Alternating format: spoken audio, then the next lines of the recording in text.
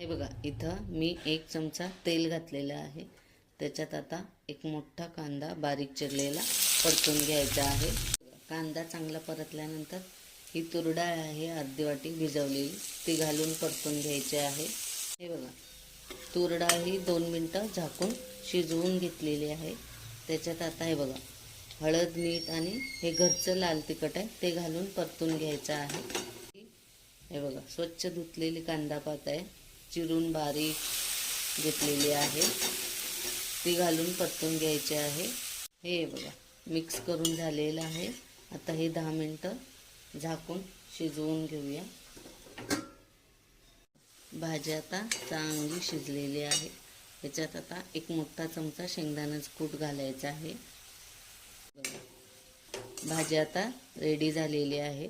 टिफिनला देता येण्यासारखी अशी सुक्की कांदापात रेडी झालेली आहे. पटकन होणारी ही रेसिपी आहे, तर तुम्ही नक्की करून बघा.